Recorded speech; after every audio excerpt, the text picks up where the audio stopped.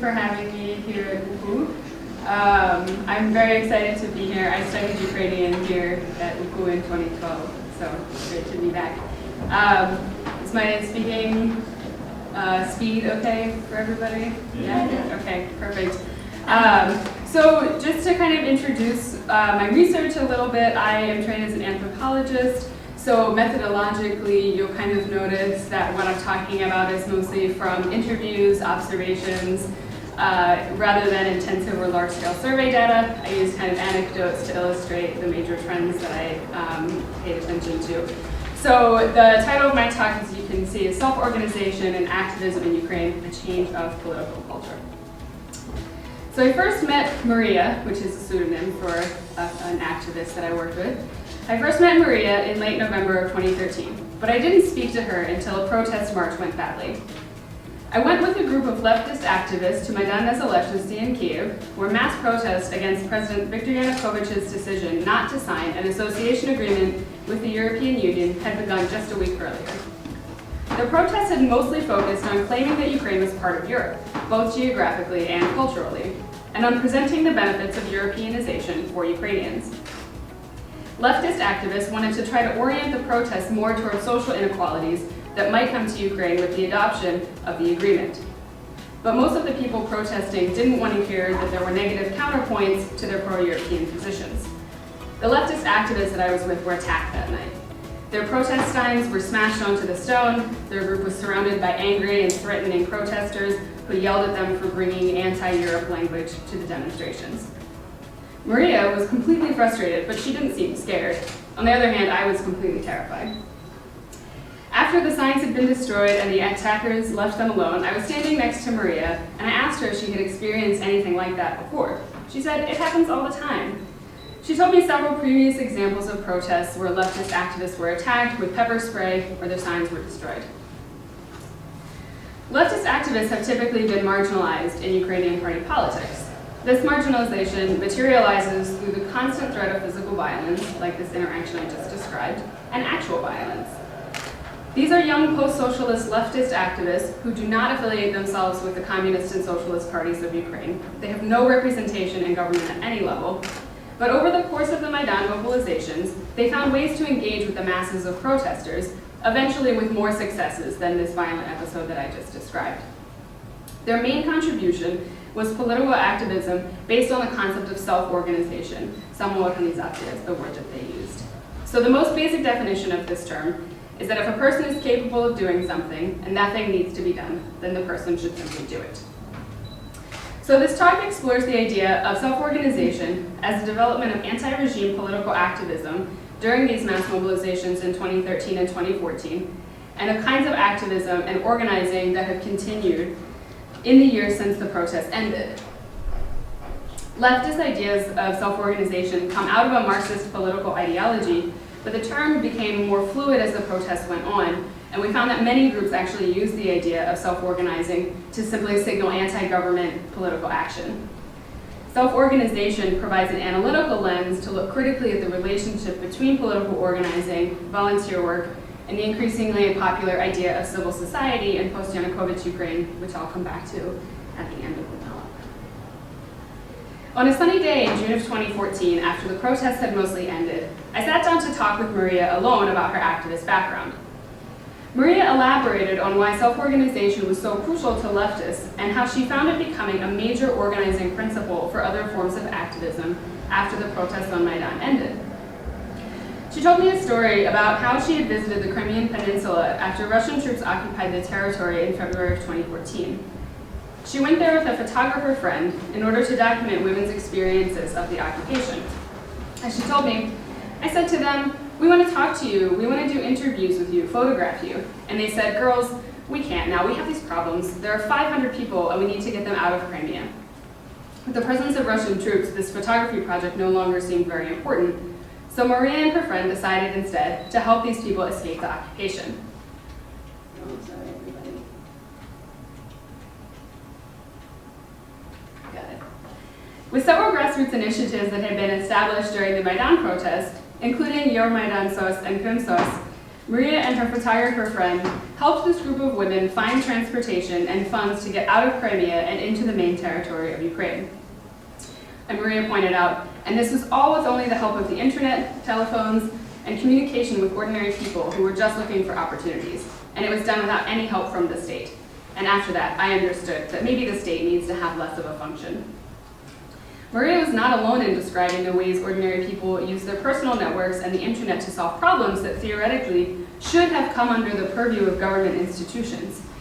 Even non-activists volunteered for self-organized initiatives, for example, the hotlines that helped resettle people after the displacements from Crimea, and again after the war in the East started as well. And whether this massive European Euromaidan protesters previously considered themselves activists is unlikely. They were drawn to this type of work by the idea of self-organization, in which one can work against the political regime in many ways. Even the most everyday tasks, like staffing a hotline, were part of the self-organized anti-government mobilization. One didn't have to stand on the front lines facing riot police and snipers in order to participate. This accessibility made self-organization an idea that permeated the protests, even as it was detached from its leftist roots. I argue, however, that these activist roots influence the flow of self-organization in a way that requires us to consider this type of activity unique from, but in relation to, volunteer work and humanitarian organizing. Activists like Maria never detached self-organization from its political roots. She linked the effectiveness of the impromptu evacuation from Crimea that she helped organize and ordinary people's willingness to help others to the Maidan protests, the initiatives that grew there, and an overall change in mentality. As she put it, even in this kind of event, a mass protest like Maidan, when people get practical experience of protest and self-organization and action with other people, they can't forget it and they can't reject it. They treat it really seriously. To Maria, the major impact of Maidan and of leftist presence on Maidan was that serious questions were being solved by ordinary people themselves because they knew that they could be the ones who found solutions. So this was a new kind of politics that came out of a necessity, but that was sustained by the continued demand for creative solutions to everyday problems. From the earliest days of Maidan, leftists used self-organization to suggest that other protesters stop looking to party leadership to help them get Yanukovych out of power. Protesters should decide what they want, and they should work together to demand it. Leftist view of self-organization is this basic notion that if a person has an ability or skill that is needed in a given context to help others, that person should contribute according to their ability. Ideally, if all people in a community contribute according to their abilities, that community can sustain itself without the intervention from state entities. Self-organization as a criticism of the state has come partly in the form of activists assuming the role of the state when state bodies are incapable of fulfilling promises to citizens, like in the case of Maria helping people leave Crimea.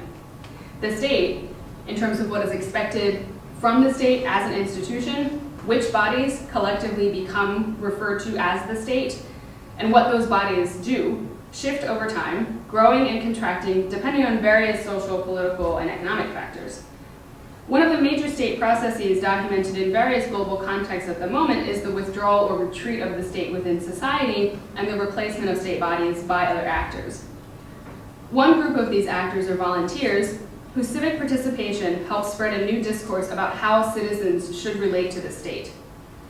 Volunteers who once criticized the state's inability to perform certain functions and completed them in spite of the state's inability, like in the example of evacuating people from Crimea, these volunteers are promoted through state discourses as the actors who are always meant to perform such duties. This means that the state no longer has the responsibility of taking care of citizens' needs because volunteers have taken the place of the state and do it instead. At the same time, these volunteer groups become more tightly drawn into the state's power structure because they become seen as necessary to the state's ability to govern. And this is something that is not just happening in Ukraine. These examples from Ukraine kind of illustrate this point, but this is something that social sciences have been documenting throughout the post-socialist sphere. So while the conflict between Ukrainian and Russian states caused the displacement of Crimean residents, it's ordinary people rather than government services that actually meet the needs of people. then praise for the work of volunteers combined with the effectiveness of their organizational strategies naturalizes citizens' response rather than encourages people to criticize the government for their lack of responsibility. So for the rest of the time that remains, I'll talk about the path that leftist activists and their interventions followed into the Maidan mobilizations. So first, I'll briefly define the left and talk about its significance in contemporary Ukrainian politics. Then I'll talk about the leftist origins of self-organization, drawing specifically from examples of activism on Maidan. Then at the end of the protest, we saw that many leftists turned to localized forms of organizing that they saw as an extension of self-organization. And then finally, I'll talk a little bit about the overlap between self-organization and civil society that developed especially since the end of the protests in 2014. And then at the very end, we'll talk a little bit about the recent political changes in Ukraine and whether these the recent elections reflect these same types of changes. So the ethnographic research that makes up most of my written work is based on, like I said at the beginning, participant observation with leftist activists. And I use this term left because this is the word that the people that I work with call themselves. It's a very fluid concept though. So most of these people are, in their 30s, so they did not actually experience state socialism themselves, so they turned to leftist politics from a different route rather than communist party politics. They do not support a return to the Soviet Union. They do not support economic association with Russia. And activists themselves, are always talking about what it actually means to be a leftist in contemporary Ukraine. And people come to leftist politics from a lot of different angles. So some people come from punk music. Some people come from reading groups. They read traditional Marxist texts, for example. And some people come out of student activism. They have bad experiences with their universities, and that's how they become involved.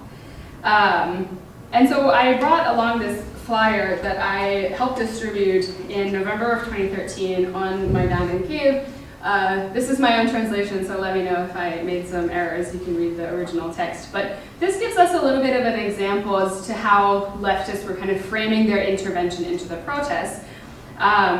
So what they wanted to say here is that, we've come to these protests to support the idea of Europe. European values are good, but specifically, what are we asking for?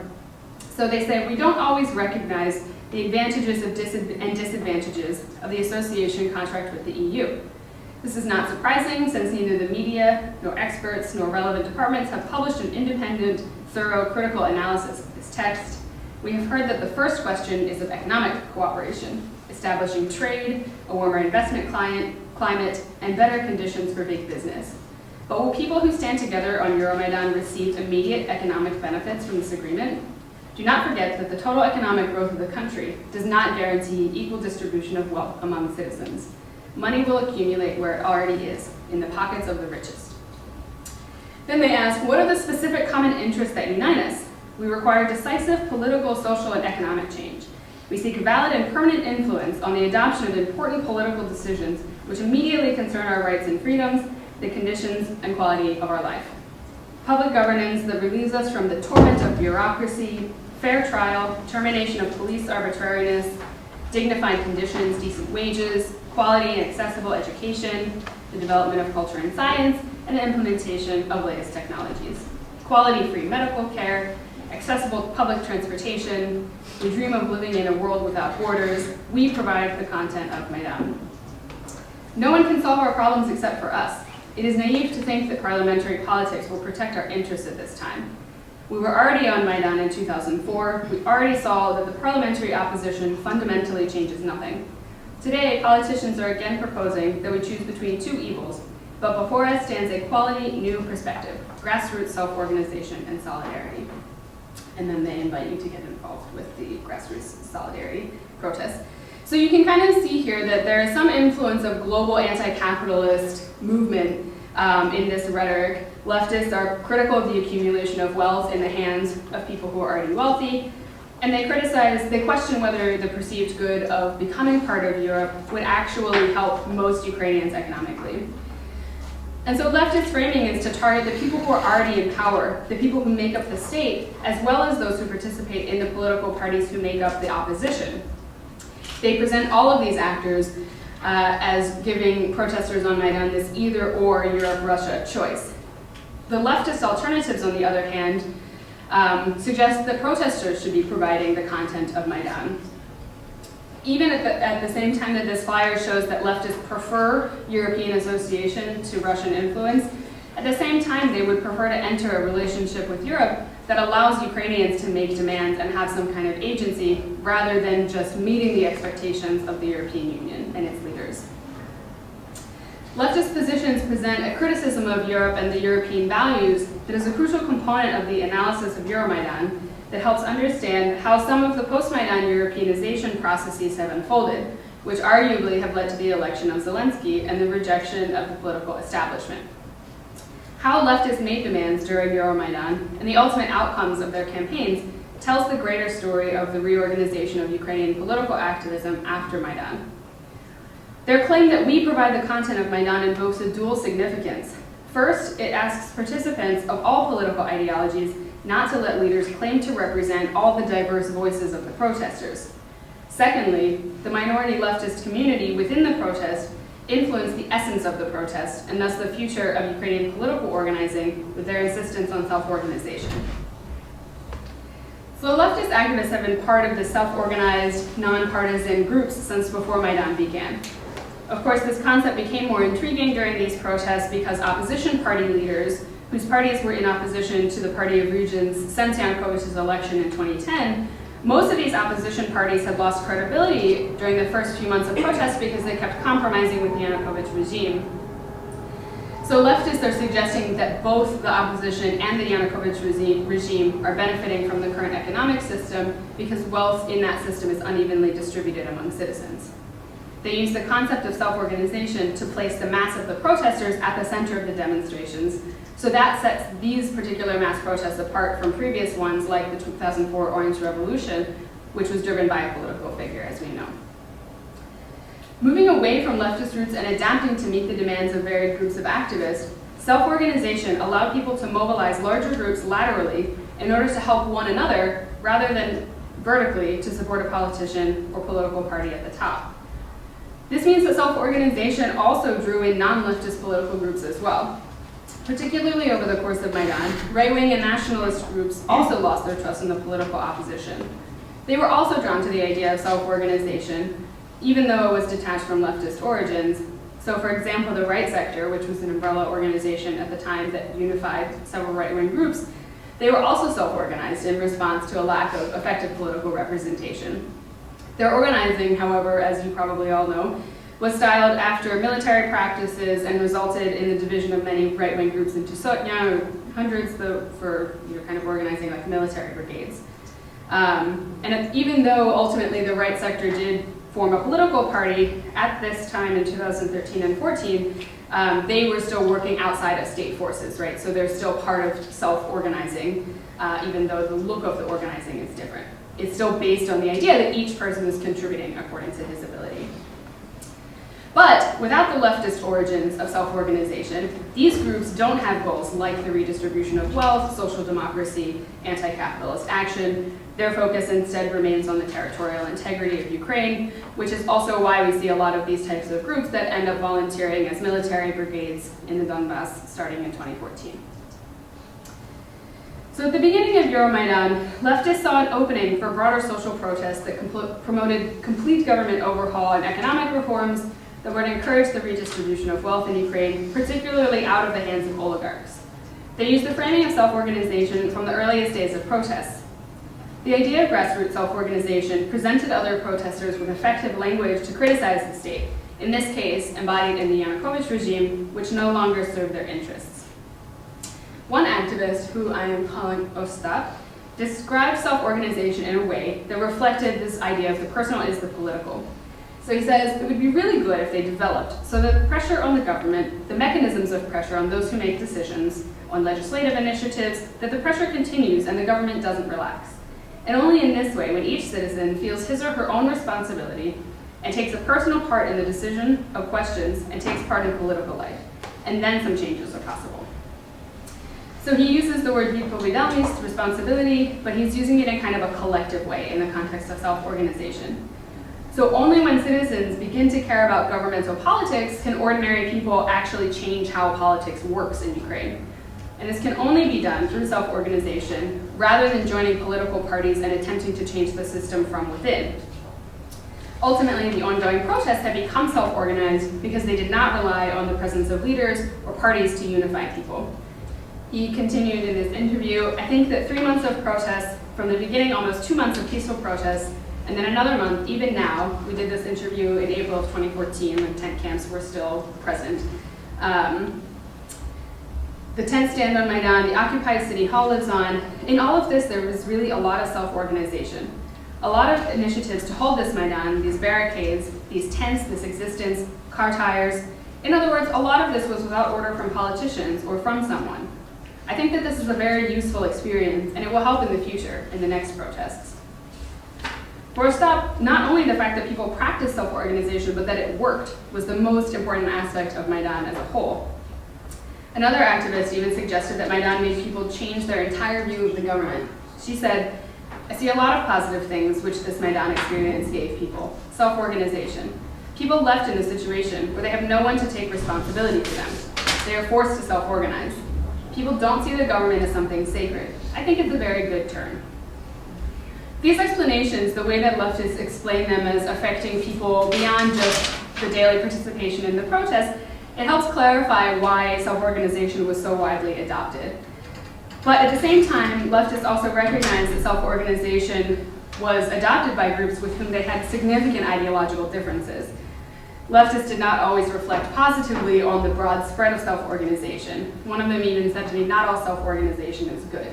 And that was in reference to talking about the right sector using self-organizing to sort of legitimize their actions because it distanced them from political parties. Because so many politically diverse groups use the language of self-organization, the term has become associated with the Maidan protests at large, but the concept has been detached from the leftist roots that I described earlier. So by the end of the protest, self-organization continues, but it looks a little bit different. Some of the self-organized practices grew around the military mobilization in the East, and others focused on smaller scale practices. Some of these were targeted toward local district-based initiatives around Kyiv. I spoke with a student and feminist activist who talked about how there was decentralization taking place in every district in the city. So she talked about some different self-defense brigades that became kind of community police forces around the city.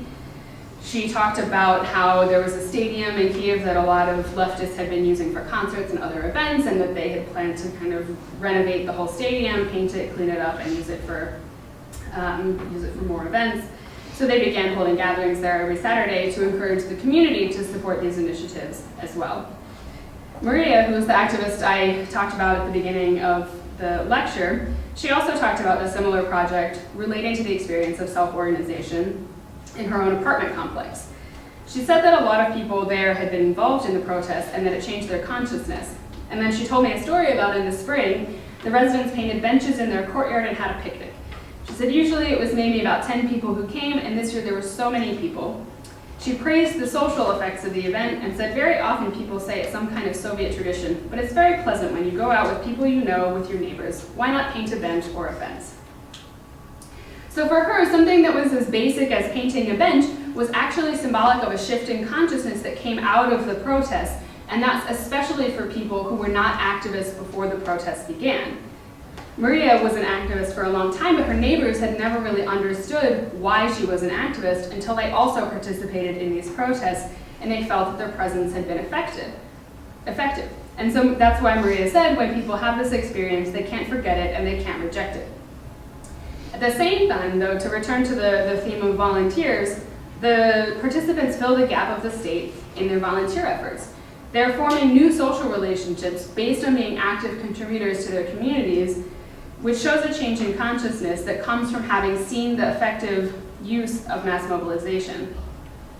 These were done without the help of the state or without the help of any political party, which led activists to conclude that self-organization had been broadly successful in infiltrating the protests and participants' mentalities. These new socialities that were formed outside of the relationship with the state are not necessarily novel in the post-socialist sphere. Others have documented the use of informal networks that regularly function outside of the state as early as the early 2000s, in Russia especially, but in Ukraine as well. But now such networks are being understood as even more effective than official practices. And so that reflects the questioning of whether the state is actually needed to ensure social well-being. The attitude toward the state benefits Russian aggression in Ukraine, as it encourages further fragmentation and localization of social solidarities. It also confirms the decreased significance of European aspirations among Ukrainians who participated on Maidan, as they are no longer confident that any government, including the European Union government, can adequately meet their needs. Civil society. A significant development from the shifting role of the state has been the growth and legitimacy of the concept and reality of civil society. And if you've looked at what kinds of research is coming out of social science in Ukraine, you see a lot of people working around this theme of civil society. And we also saw that following independence after 1989-1991, civil society was often seen as like a measure of the effectiveness of democracy across Eastern Europe. Catherine Verdery refers to civil society as a key symbolic operator.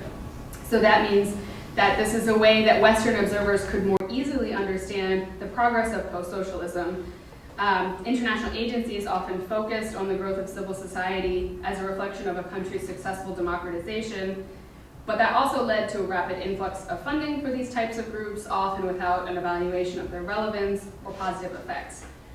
Sometimes the presence of NGOs, simply counting the number of NGOs, is used to simply show that civil society has developed, but that doesn't actually assess whether changes have been implemented. So measuring the strength of civil society by assessing the numbers of organizations or participants contributes to the widespread perception that in many post-socialist countries like Ukraine, there's a weak civil society. This is the term that's often used. There are two major explanations for this perceived weakness. Because Ukrainian civil society is often weakened by a reliance on informal networks, as well as disillusionment with political and economic reforms that occurred at the same time as the growth of the NGO sphere. NGOs are often also perceived as elitist because of their international funding sources. Even before the Euromaidan protests, scholars documented significant challenges to NGO work in Ukraine, including confusing bureaucracies and legislation, competition among organizations, and negative social perceptions of NGOs. But this assessment can be challenged by shifting one's definitions, measures, and interpretations of the role of civil society. Maidan prompted a renegotiation of the relationship between citizen and state, particularly regarding what can and should be expected from actors representing the state. Without forgetting the symbolic role of the term civil society and how it's used to show something that may or may not be there, the changing measures of civil society in post-Maidan Ukraine show that social participation has changed because self-organization was so effective during the mobilizations. So a couple of surveys kind of show this change over time. In 2014, a survey in a Ukrainian weekly asked people who they trusted the most. And the volunteer sector, including volunteers, volunteer military battalions, civil society, and the church, all ranked higher than the state. Then in 2018, the survey I cited here by the Kyiv International Institute of Sociology, 66% of respondents trusted volunteer associations and only 21% did not. And then another survey that happened later in the year of 2018, only 9% of Ukrainians said they had confidence in their national government. And that in comparison to a global average of 56% and 48% average across the socialist states that say they trust their government, or they have confidence in their government. So this documented shift in attitude, I think, merits a new discussion of civil society, but it's also important that Ukrainian citizens recognize volunteers as more responsible, more effective, and possibly more valuable than the state. But this shouldn't suggest to us that Ukrainians ever particularly trusted their state before, but what it shows is that now people believe that there are people and institutions that are worth putting their trust in, but those institutions have more value if they're less affiliated with the state. These ideas don't necessarily hurt the state, and they can also be seen as part of the broader process of state retraction that I described earlier. Positive assessments of volunteerism in civil society mean that government bodies can relinquish or let go of responsibility when NGOs and volunteers can meet people's needs instead. And this is really convenient given that the Ukrainian government was required to reduce its welfare programs as a provision of the association agreement with the EU. Even if volunteer initiatives may be composed of people who are critical of the state's limitations, these programs actually can serve the state. The notion of self-organization has become linked, if not synonymous, with civil society during and following Maidan. This discursive shift has enabled an offloading of state responsibility onto citizens, which was proven to be possible and successful during Maidan. And this with the added legitimating notion that civil society is itself an extension of the values and goals of Maidan. This shift has had two related results. First, bodies and institutions that make up the state do not suffer from a lack of trust in these areas because they have removed responsibility for certain needs onto groups that are now seen as trustworthy. Right? So trust is established in these non-governmental organizations, which is very convenient for the state to shift responsibility to those organizations since people don't trust the state anyway. Secondly, our whole idea of civil society is blurred. Many groups claim to have originated on Maidan and act in the name of the people, but they certainly would not fall into the category of an NGO or another legitimate institution. So groups that are called self-organized can refer to those volunteering to collect the basic needs for soldiers and volunteers on the front. One of my colleagues in Paris did some research with Afghan war veterans who organized prisoner exchanges using their informal networks across the LNR and DNR front lines because their informal social networks were more effective than state ability to negotiate prisoner exchanges. So these shifting attitudes have not been exclusively a result of the conflict, but the entire period of the Euromaidan mobilizations influenced people's attitudes about what they were capable of. And again, this reflects Maria's comment that people saw what it entailed and that they could do it. This changed people's consciousness about self-organization and volunteerism. Like civil society before it, the term self-organization has become a key symbolic operator. It brings legitimation to initiatives and is used strategically by political figures to link themselves and their positions to Maidan. Actually, Poroshenko used it once in a meeting with a Polish representative to talk about how effective Ukrainian civil society was, which is pretty great.